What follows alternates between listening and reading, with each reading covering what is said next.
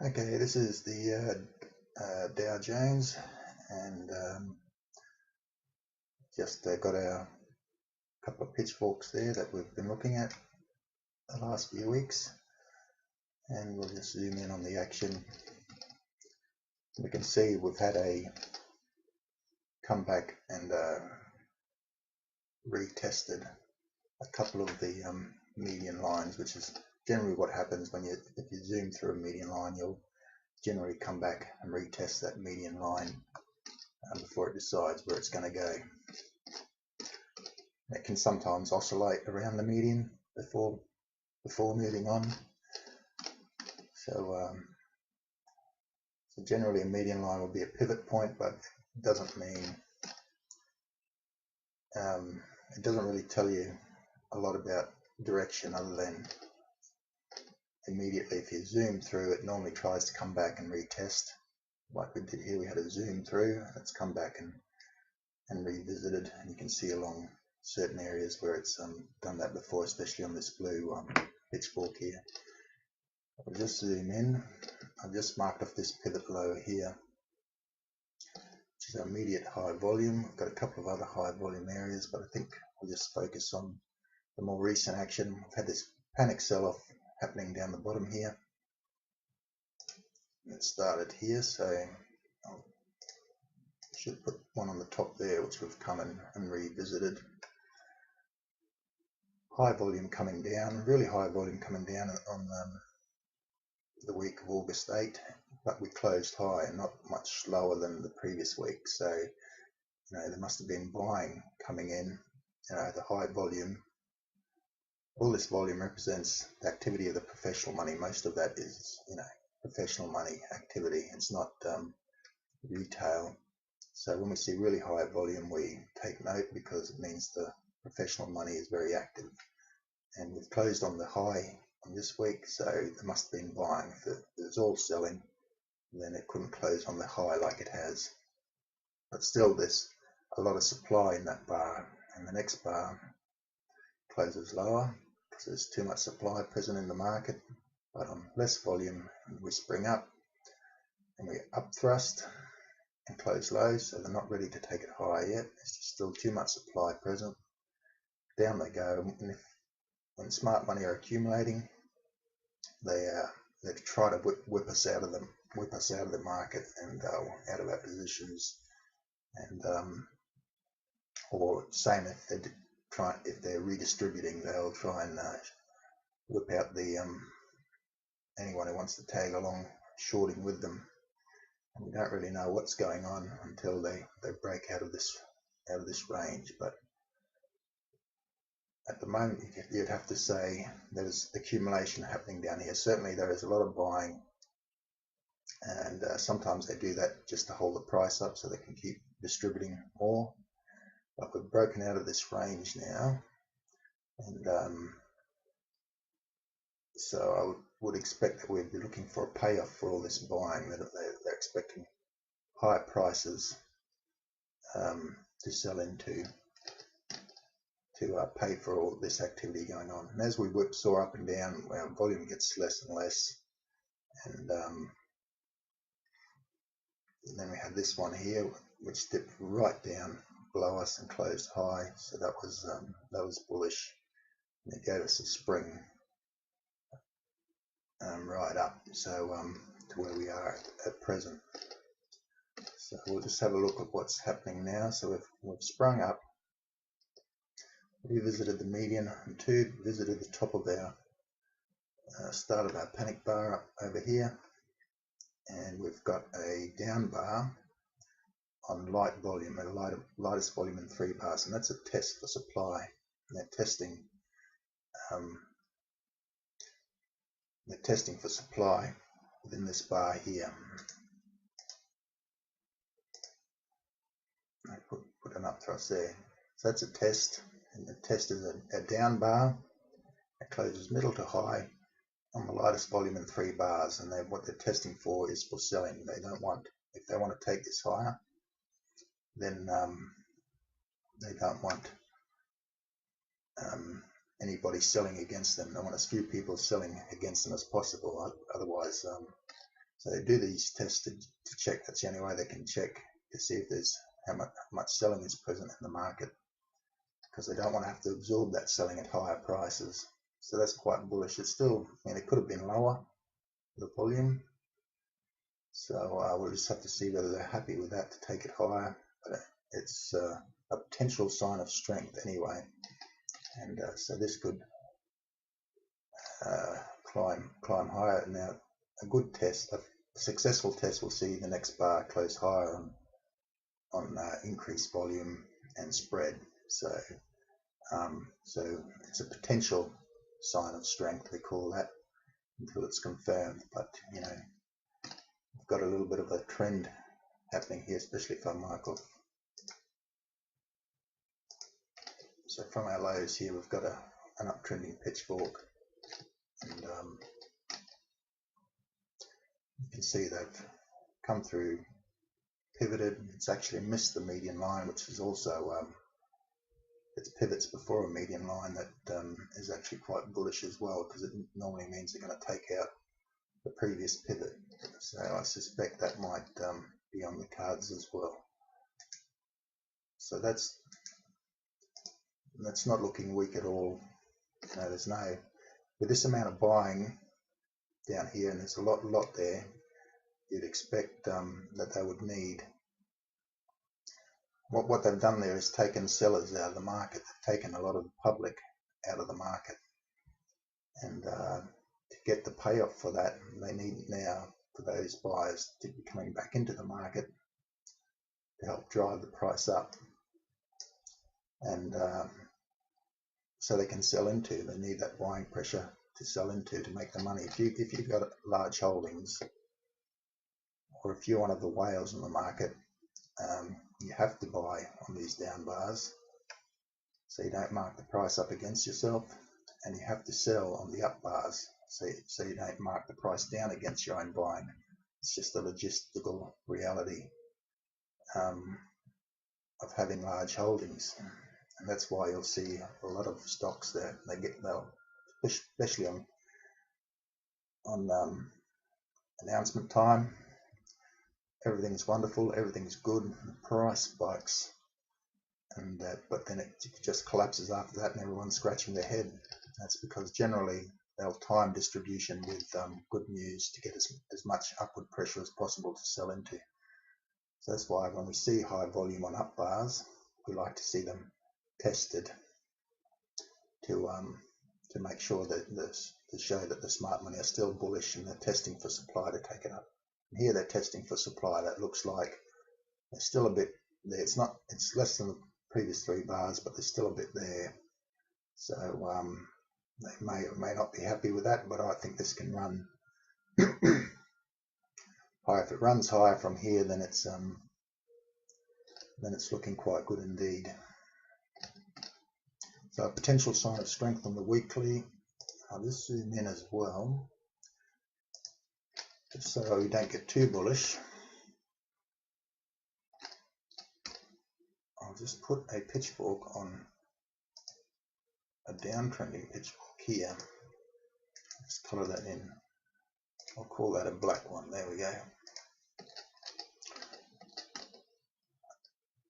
So we do have this downtrending pitchfork as well. It's come down, broken above the median, come down to retest, pivoted before the median line and took out the previous pivot. And that's Hagopian's rule, where price pivots before it logically should. You usually take out the previous pivot, and that's what it's done. It doesn't always work, but often that's how it generally works. And it's taken out the previous pivot, and it has actually come back and retested, and then away we go. And we've got the upper time as resistance, but what I do notice is that the price has stopped from the lower time of upper time by the same amount as the price has stopped from the lower time, roughly. So I'll just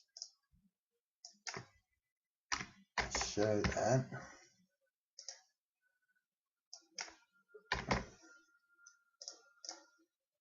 there we go.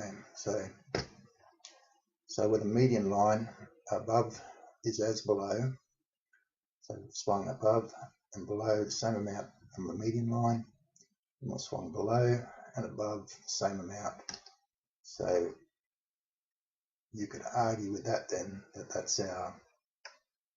that's going to be our major resistance right at the 85 percentile parallel. So if it did want to go further up, I think that's where we'll catch some heavy resistance, and we'll want to break that structure to the upside to get really bullish. But that's an area to watch, I think, because that would suggest we've topped out at the 12,890, and that area is going to give us a problem if we try to rally back up to there again. And I actually think we possibly can rally up to there, but then what we do from there, we don't want to see that structure hold, because that means we're going back to the median line down here around the 9,000, I would suspect.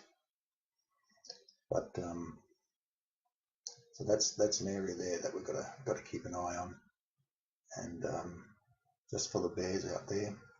But I think if what I do is, when it gets to these areas and shows some sign of weakness, then that gives me an idea that I want to be shorting for the day on our market. So that's how I look at them. But for this week anyway, we're looking okay for the bullish side. I'll just have a look at the daily. Got a bigger. Australian. This is a bit cactus, but I've marked this high volume bar here as major resistance that I wanted to take out and test. We did take it out once, came back, took it out again, and then the daily is a nice test as well. Nice lowest volume in 3 bars, closing high. That's testing the supply in this bar here, as we had high volume down. Smart money typically buying down bars. The next bar closed up, be it on a bit of no demand. But I think what you've got to say is it also confirms that there was buying in this bar here for it to close high like that on widespread. The proper no demand is a narrow spread. So, and it can go up on no demand if you have a high volume. If it's preceded by high volume coming down, they can do that. If you suck the sellers out of the market, then it's gone up again on increased volume. They've come back and they've tested this area now, so that can run again on Monday, and I think our market would possibly like that, and our market could possibly test as well. But I think there's a possibility they might just ram it higher on Monday. We could have a green day on Monday. But that's looking okay at the moment. We've also pivoted, as I've shown before our red median. We've come back to test. We've pivoted before the median, and that usually means we're going to take out the previous pivot high. Well, that's often the case. That's how they work. So I've also got this very steep uptrending blue pitchfork, and it's probably a bit steep to be sustainable, but we're still hanging on to it. And I think we'll revisit that median line of this pitchfork. It's come up, retest, and then I think it'll hit that and possibly go up to the upper tone as well. We've got this. Let's see what else we've got here on the daily.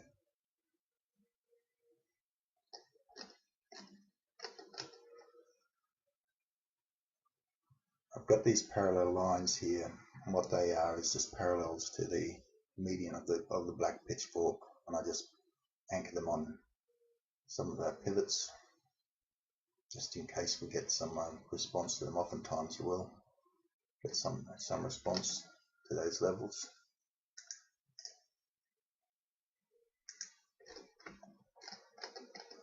hasn't really given me much this time, but it is a valid pitchfork, and so we'll just keep an eye on it.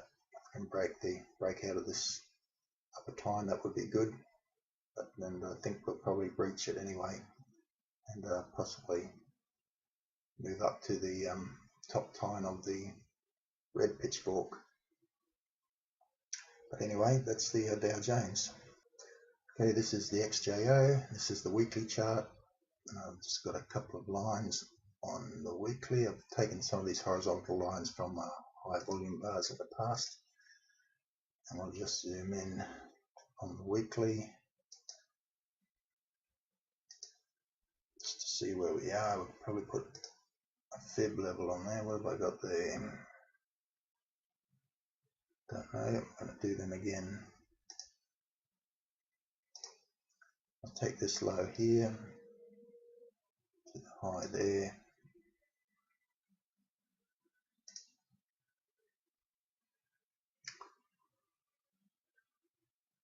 And you can see we're popping above 61.8% fib. We're resting on it, retracement at the moment. That's not quite, they haven't quite worked out as I would expect it. And I think if I use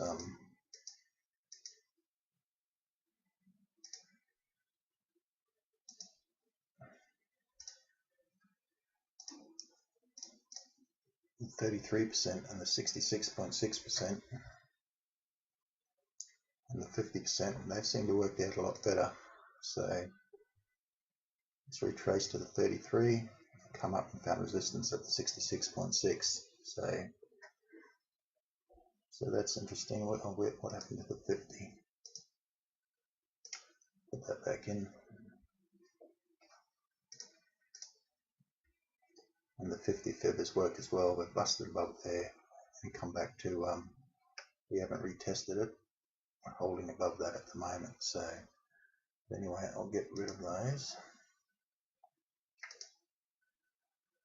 So I've got our high volume bar marked here that's acted as support in the past, broken through, and we're coming back up into that area now, and we're finding it's been an area of resistance. We broke through on an energetic bar, high volume down like the Dow, but closing high, so smart money, very active, closing high, so there must have been buying, but also still a lot of supply present, and they pushed further into the bar, and we had high volume kicking in as we press towards the bottom of the bar, and up she goes, and that's pretty much sucked the sellers out of the market. And the last bar, we've come to visit the top of this channel here. The last bar is a test. It's not a good one because there's still a lot of supply present in there, but so we'll have to see whether they're happy to absorb that supply. We've closed high, so that's okay. We found resistance at the top. It's come and tested the center channel. It's come and revisited some of the high volume in the past, which is this bar here. It's finding less volume above that level than we did in our panic in August. Still a little high. I would have preferred to see the volume lower to show, you know, they've removed a lot of the supply, but still it's a test. But we'll just have to see if they're happy to absorb that supply, or they may come back and retest that area again. So they possibly may retest that area again and emulate the Dow on Monday. But we'll just zoom in on the daily now. So I've got our little uptrending channel taken from these pivot lows. We just selected the first pivot high, and we've tagged that up a pivot level. It's come back to the middle center line. The next bar up was we had two bars of a bit of average volume down, but closing in the middle and narrow spread, so that shows strength coming in. And we've got a bit of a response from that to confirm that there was buying in those two bars. That's on the least volume in 3 bars, but it's still average volume, and I think that's really a response to the fact that they've been absorbing a lot of the selling in these two bars, and it's been able to just spring up without a lot of resistance at the moment. You can see it's broken down out of this larger downtrend line, come back, tested. The test failed, so we don't like those, but the test failed, but we did find buying just under there, and we've poked our head back above it again. We've got this very steep uptrend channel which it's broken out of. It's probably a bit too steep to be useful, but anyway, it's there. So again, a high volume down, so it must have been buying. It's given us an automatic rally up. They've come back and tested that area, and then they've pushed in, tried to push in towards the low of this bar, and finding less supply than there was previously. We had this very narrow spread down bar on high volume. It's given us a spring up on increased volume, which is good. And the volume dries out as we get a period of contradicting bars. It's no demand and testing, and no demand and testing. We didn't really get any no demand bars. We got a lot of testing bars. Test and really like volume narrow spread, and that was on top of our within our high volume area, and then we had this response up, tagging the bottom, and they test again up, but not on a huge amount of volume, just move up. So we had our weak up thrust bar that's knocked it right back, and we had some buying coming in. Yeah, it's been flip-flopping around a bit around here on very little volume. When the volume did come in, it knocked us back, but we did have buying here definitely. That's allowed it to rise up. So we'll come back. That was our last high volume bar there, so it's come back to that area. There's less volume now than there was in this bar, and the close of that bar is held, and there's buying is supporting around that level as well. So so that looks okay. I think it's just I think those two bars were definitely buying, and we may get they may emulate and test that area again, same as the Dow, or they may say, oh, we like that bar on the Dow. It shows a lack of selling pressure, and they can just ram it up higher. So